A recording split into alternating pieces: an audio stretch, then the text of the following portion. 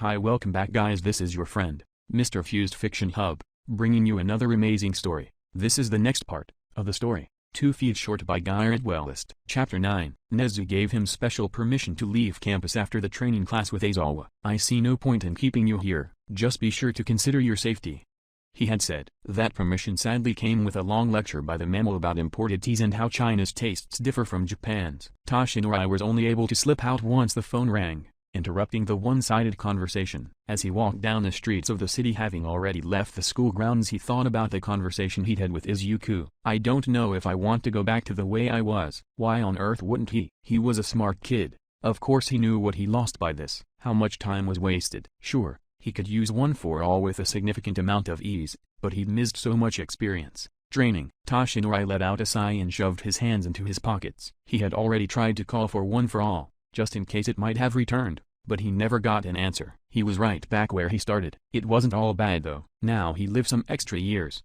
saving Izuku the heartbreak. Now, he could actually try to live. Maybe he could talk to Tsuneitai, mend their broken bond. He had missed having the man around over the past 6 years, and although he was always one for grudges, he didn't really hate his ex-friend. But maybe maybe it wasn't worth it. They were still so different, and he knew he'd continue to be impulsive and reckless. It was his nature. That would only lead to more conflict in the future. Was having a good friend back worth it? The bright lights of city began turning on as the sun went down. It wasn't awful dark here, and he lived in a safer part of town, where the rest of the old, retired people lived. His neighbors were nice enough, especially the new couple across the street. They were expecting a beautiful baby girl. That would be nice, to have someone young to see around the streets beside himself. Turning into the corner store just a block away from his neighborhood, Toshinori started searching the shelves for groceries. He thanked his past self for packing his wallet. He couldn't live on the food he had at home with such a demanding stomach. Instead of searching for specific foods, he decided to treat himself to whatever looked good. He started on the far end of the small store, looking through the shelves of pickles and mustard until he found a large can of olives. He smiled to himself and placed a few in the small plastic basket. The big carts were too high for him to comfortably push, and there was no way he was using the little kid carts.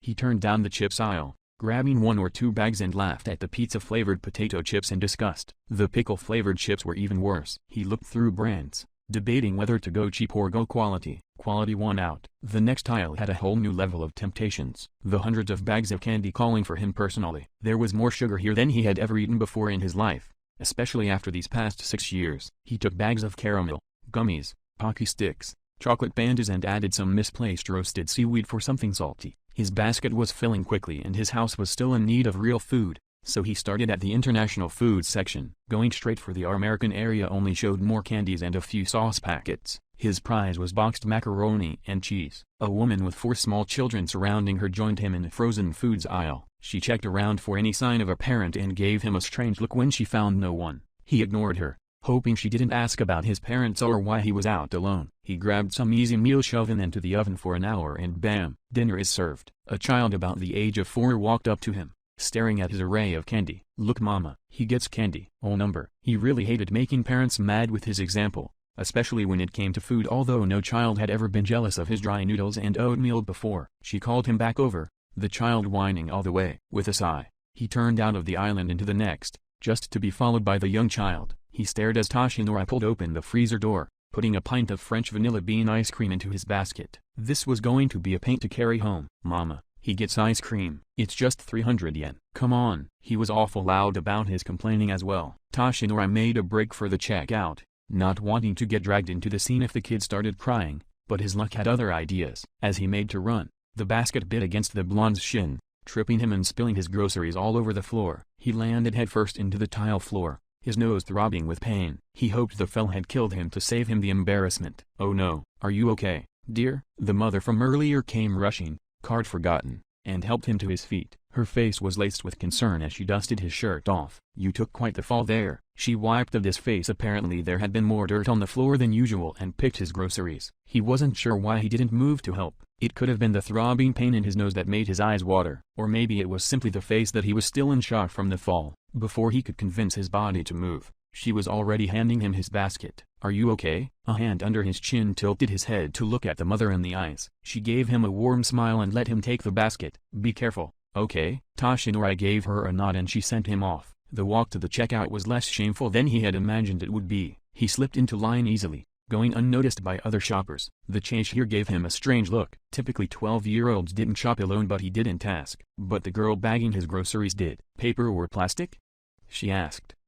Paper. He didn't want to make any environmentalists angry on his way home. Where's your mama, kid? She asked in a less customer-friendly tone. He couldn't blame her though. Working as a bagger in a corner store isn't the most ideal job. I live close by. He avoided the question. It's getting dark outside, kid. Don't you think your parents would want you back before now? She gave him a side glance, judging his every move. Maybe, but it's really not a problem. I thank you for the concern though. It's nice to know the store has such dedicated workers.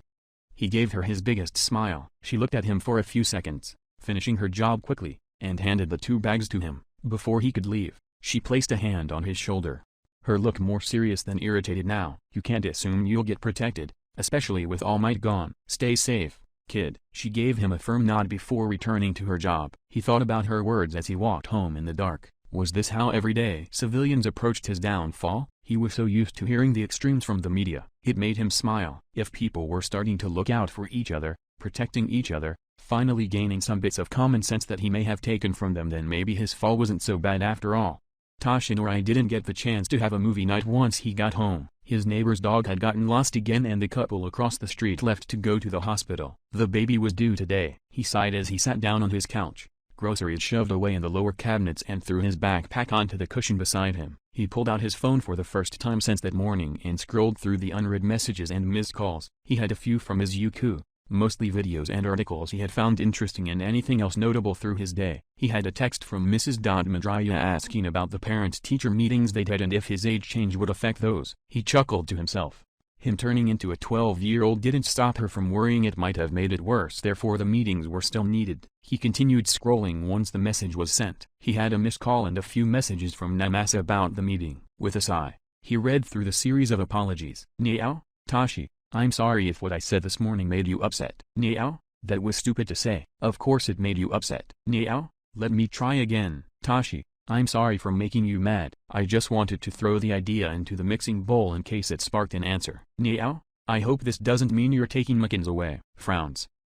Toshinori laughed openly at the texts. He sent back a quick response, not expecting one back until tomorrow given the detective's busy schedule. Mighty, no, Niao, I will not kidnap your cat again. I apologize for acting so hostile. I am still not used to being young. I hope you can find it in your heart to forgive this old man. He debated about using an emoji but decided against it. The last notification was a missed call from an old number. Sir had called him? It was almost nostalgic to see the numbers again. If deciding whether to use an emoji or not was a debate, then this was a full-on war. He weighed the pros and cons of calling his ex-partner back. It would be an emotional conversation. He knew that, but he'd always had such a hard time reading Sir's emotions from his voice alone. If he didn't call back, then he'd likely never call at all. He'd miss his opportunity to work through their conflict and likely never get his friend back. But the question arose again. Was it worth it? Reliving all those memories that had already been made, protected from the risk of what might happen if they made new ones. His thumb hit the icon without him telling it to.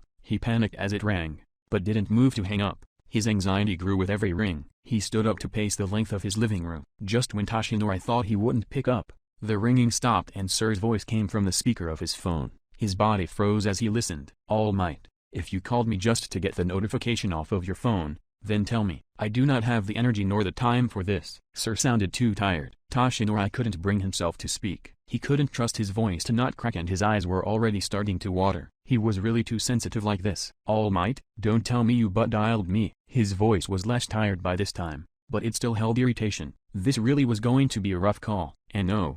His voice wobbled and he cringed. No? So you meant to call me? Yes, a broken bar? Technically his thumb did it, not him, but that was on his hand so it still counted as him, right? What did you want, All Might? He could hear the hesitation. Sir, I'm sorry. I don't mean to be so emotional but it just happens. And even before I turned into a kid I was too emotional. It's not your fault that I'm impulsive and crazy but you don't want me to say it's mine either because you know I blame myself too much but I can't stop and maybe just went up a friend but at same time. Toshinori, take a breath. I can't hear you anymore. He wanted to cry again, but it felt like a defeat if he did, so he did as told and gathered his words. He wasn't sure where to even start working this out with Sir. Start again. Okay, don't worry about what I want to hear. Okay, it felt so good to hear Sir's more friendly side. Or maybe he was reading it wrong. Sir, I don't know if I want to try fixing this. I don't regret leaving or not listening, but I don't want to regret not trying again either. The other side was silent for a while. It was silly, ridiculous to call sir about this, just to tell him that he was unsure. It was like waiting in a long line to order, just to tell the cashier you had no idea what you wanted and expected them to choose for you. Sir was probably tired, having worked at his agency for hours. He probably stopped him from going home. It was selfish of him. All Might, I can't say that I forgive you. You are self-destructive, especially since your first fight with All For One. I really don't know what you expect from me. A sigh came from the other side. I'm tired and more likely to be upset with you right now. Call me again, alright? The call ended and the beeping echoed through his skull. He wanted to throw something and laugh at the same time. At least he had been right. He was selfishly taking Sir's time for his silly problems. Had he always done this, depended on Sir to pull him out of his own fickle mind? Slowly, he set his phone down and walked into his room. He suddenly felt tired. It had been a long day and he didn't want to think anymore. His misfortune continued as he walked into his room. A medium-sized box tripped him on his way inside. He had managed to catch himself. After bumping his nose again, his eyes watered from the pain and he growled in frustration, kicking the box out of the door. A loud clank came from inside of it and he winced, hoping it wasn't something of value. The side of the box read his name in big letters and he stopped throwing his mini tantrum. He crawled over to it, flipping it open, expecting his comics or maybe a few awards. He distinctly remembered pulling a box out a few days ago while rushing out the door with Aizawa and Yamada.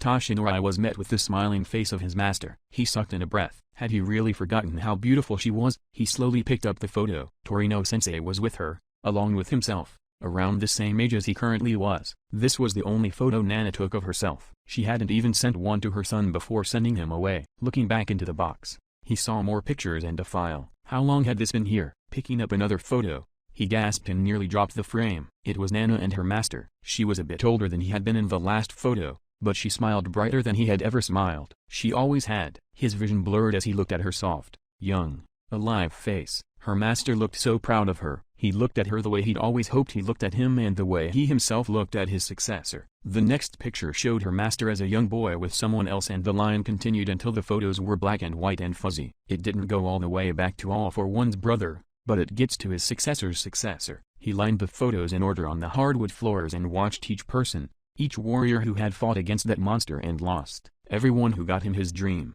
Digging further, he found notes and quotes from each holder to those who held the quirk next to him. He read Nana's a million times over, trying to memorize each word. I have never loved someone in the way I loved you, and my only regret is not being able to see you find your own happiness.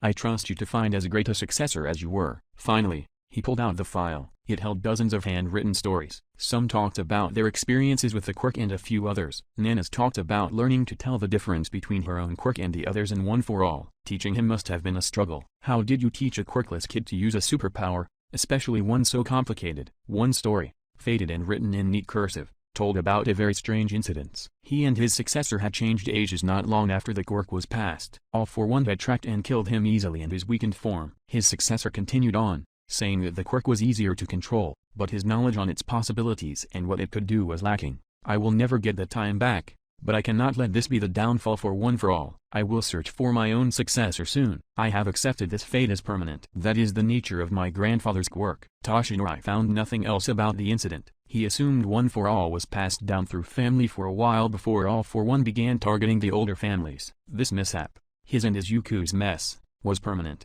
Thanks for listening to this tale. Make sure you comment, like and subscribe and have a wonderful day.